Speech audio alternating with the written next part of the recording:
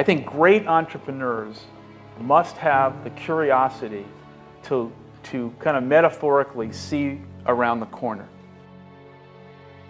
What's coming? What can I anticipate that other people don't see? And then you must have the courage of your convictions to execute the strategy.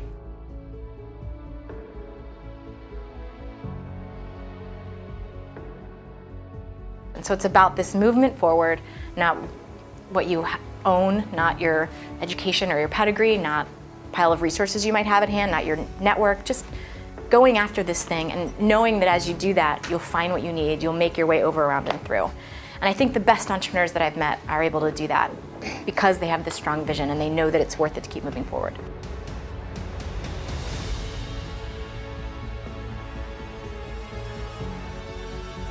Larger, more established entities can't move as quickly as you can. And success and scale and size all fight against this. And I would encourage you for the longest possible time as you sort of start your own companies to look for ways to stay agile.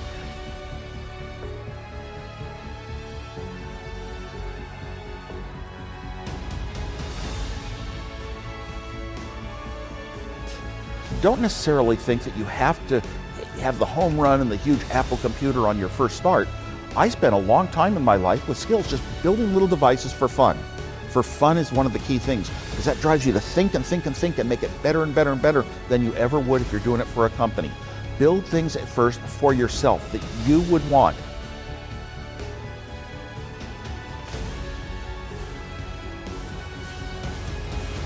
Every single artist goes through that. And I think a lot of times you think that the great writers are the people, they just write hit after hit after hit, and they do, but it's also because they get through all the terrible songs first. And I mean, I think that's kind of every single artist's story. And I love to tell, when people ask, what's your best advice for, an upcoming musician or anybody, I think it's that you have to be able to rise from the failures is what makes a successful person, because everybody's going to have mishaps. They're going to fall down. And it's, the people that continuously pick themselves up that are the ones that are going to find their voice, make it, whatever you want to call it.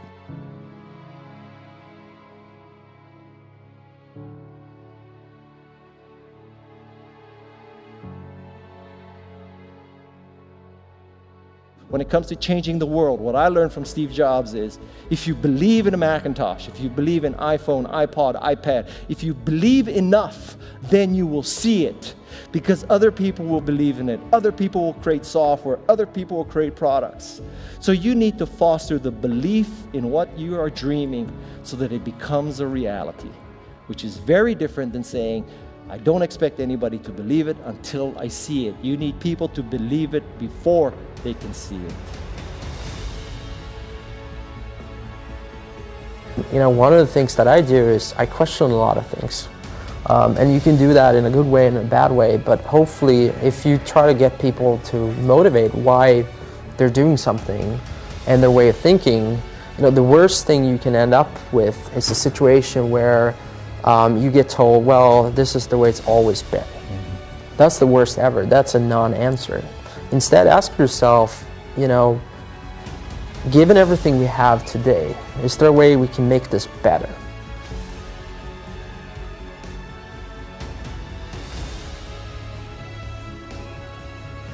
Don't think about how do I get big fast. That will happen if you actually build something super meaningful and super important.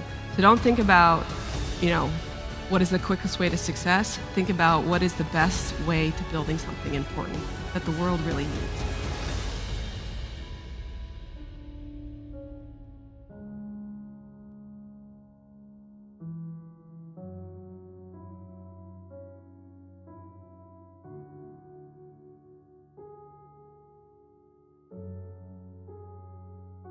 This little idea explains why some organizations and some leaders are able to inspire where others aren't. Let me define the terms really quickly. Every single person, every single organization on the planet knows what they do, 100%. Some know how they do it, whether you call it your differentiating value proposition or your proprietary process or your USP. But very, very few people or organizations know why they do what they do. And by why, I don't mean to make a profit. That's a result. It's always a result. By why, I mean what's your purpose? What's your cause? What's your belief? Why does your organization exist?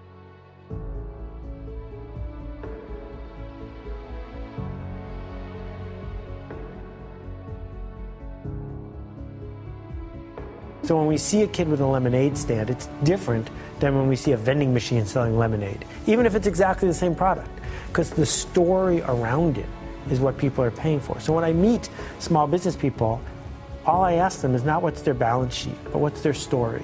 Why should I pick you? Why do I care about what you're doing? And if you start giving me all this inside baseball statistics about why you're 2% better than some other competitor, I'm already glazed over, because that's not part of the way I see the world.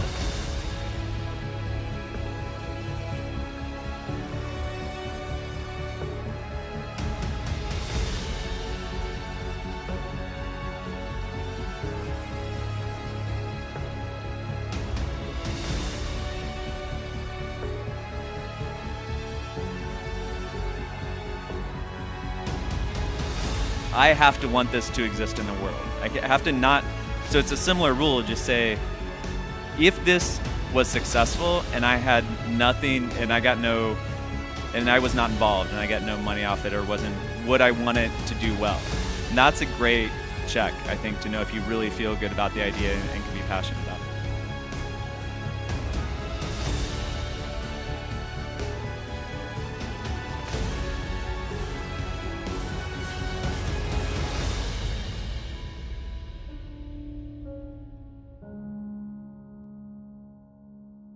One of the things I advise entrepreneurs to do is when you have an idea, a classic entrepreneurial impulse is to hold the idea close to you and not go tell people because, oh, the idea is so special. Right. That's almost always a mistake. Your actual real competitive advantage is not that you have this idea that you have locked away in your closet, which may or may not be accurate and you have no idea which it is. Your actual competitive advantage is if you're assembling the intelligence around, does this idea work? What is the right teams? What is the right learnings? And we're essentially in motion.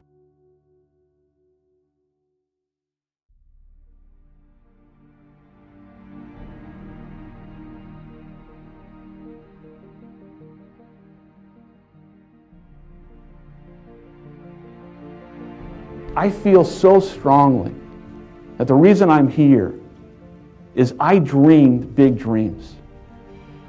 I dreamed the kind of dreams that other people said would not be possible. I'm also living proof. This isn't a Hollywood movie. I come literally from the other side of the tracks.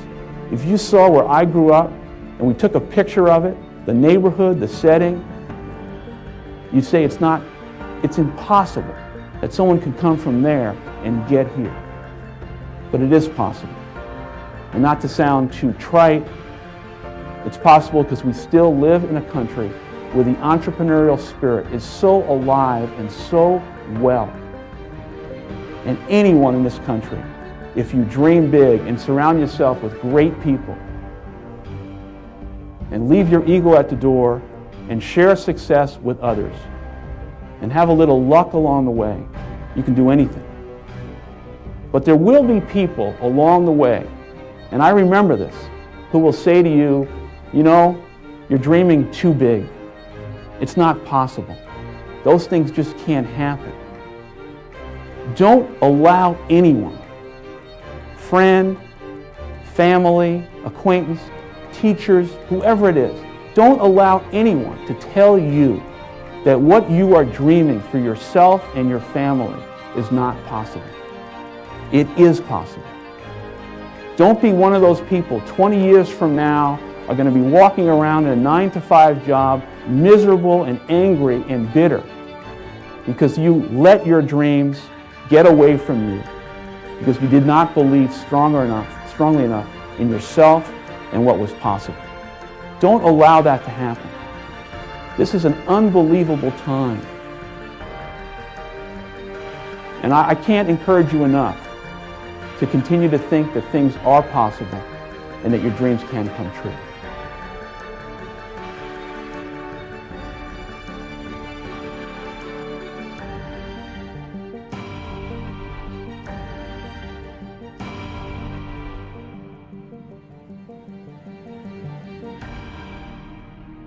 I think people that look for great ideas to make money, aren't nearly as successful as those who say, okay, what do I really love to do? What am I excited about? What do I know something about?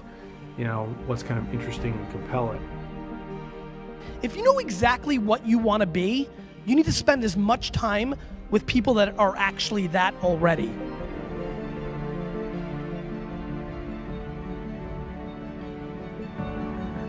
People say you have to have a lot of passion for what you're doing, and it's totally true. And the reason is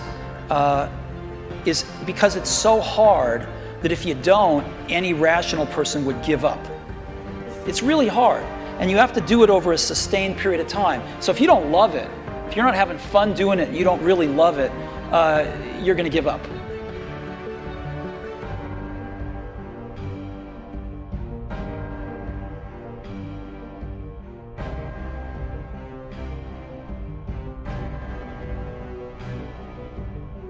Is life about how much you've done with technology, how much you've achieved, how much money you made in your life?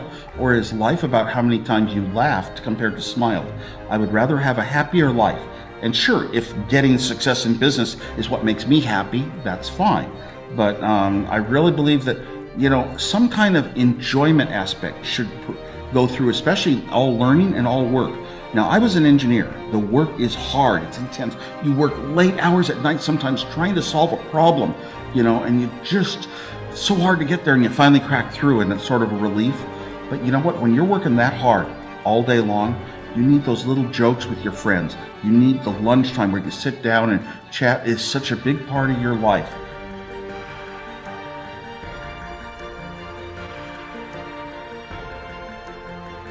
I think my biggest tip is just get started. I meet a lot of young entrepreneurs who have good ideas or bad ideas or some ideas, and you don't want to be a person who just talks and talks and talks. You have to actually go and do something. And don't worry about if it's the perfect thing or not. There is this myth of entrepreneurship that you'll have the one genius idea and suddenly everything falls into place. It doesn't work like that. It's a hard slog. There's a lot of things to do wrong, a lot of things you'll do right.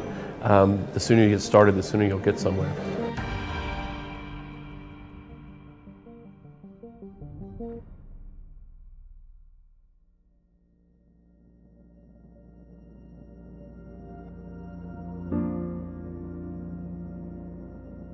It's very rewarding when you work on something you think is going to make a big difference.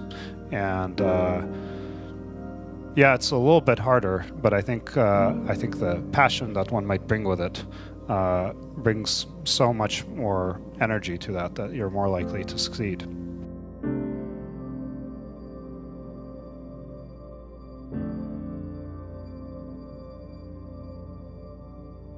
One of the things that I tell people when they ask me for advice about what they should do when they're wanting to start their own business or take a next step in their career is to actually start small. I think a lot of people try to, they kind of psych themselves out, or they get too overwhelmed with how big something can get. But the truth is, you really just got to start small, and you got to prove it before you scale it. Try to do something that you would want to do anyway, whether it's, it doesn't necessarily have to be a very successful business, because when you do decide to become an entrepreneur and start a business, chances are it's not gonna become like a multi-million-dollar business. So at least do something that you love in the beginning, so that even if it fails, you'd still enjoy it.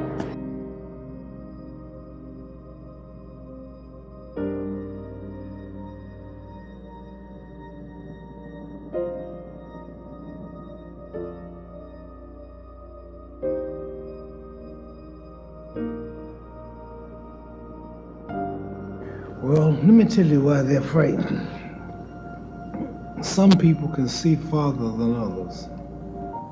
Some people are impressed with limitations. We all live in our own world of limitations, and some people can see farther than others.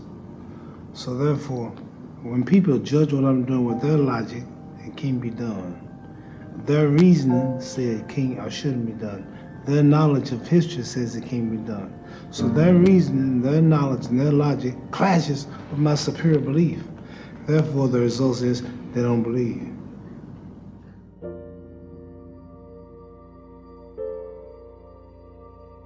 If you don't love it, you won't make it through the long period of pain that is inevitable. So make sure that you take care of yourself during the process. Make sure that you take care of your mental health, your physical health while you're doing it, because it's a long road.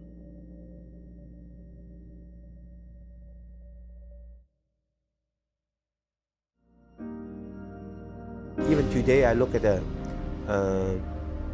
old films, look at myself. Sometimes really smile. I'm glad. Even I know I get hurt, I broke my ankle, I'm so happy I did it. You might get hurt, or you're learning a piano, you're learning a martial art. Learn whatever you can. Those years, like me, I just do. 10 years later, now, forever, the things you learn, or the success I have, forever. Don't regret one day, do it when you were young.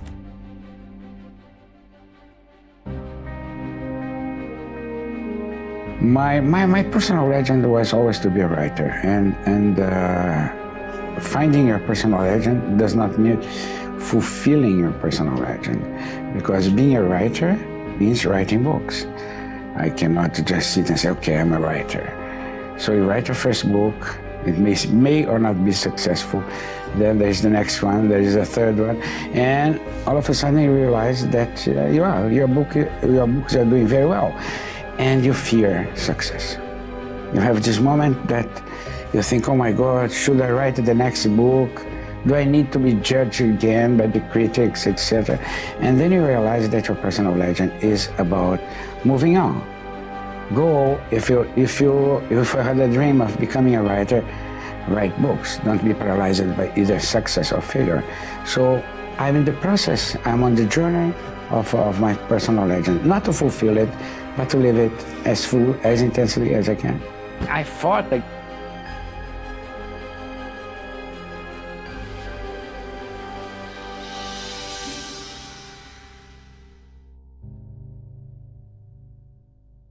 nowadays, if you want to commit to something and do something positively, you have to commit yourself. You have to schedule it in your life and build your lifestyle around it. And looking back, that created a huge opportunity for me to be as great as I was and be able to be competitive at the highest level. And not only that, but build a brand, which anyone watching these YouTube videos, working on their own channels or now climbing that ladder of being socially aware of what's going on, it's crazy. I mean, I've built such a crazy platform, and you know what? The funny part is I was just being me. And that's the most important thing. You just be yourself. And I keep preaching that over and over, is you can't copy this guy or that guy. You just have to find a direction that works for you. And I can't stress it enough, but you have to be dedicated and you have to stay committed to it.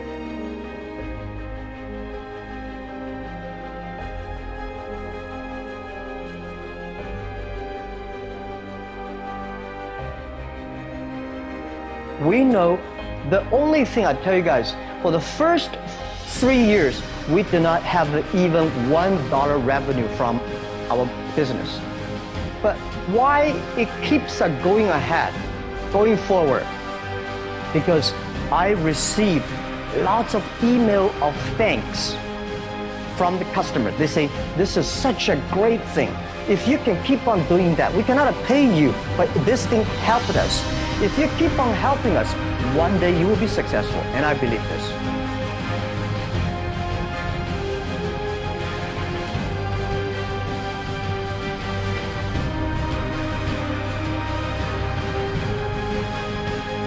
I can tell you from experience, the effect you have on others is the most valuable currency there is.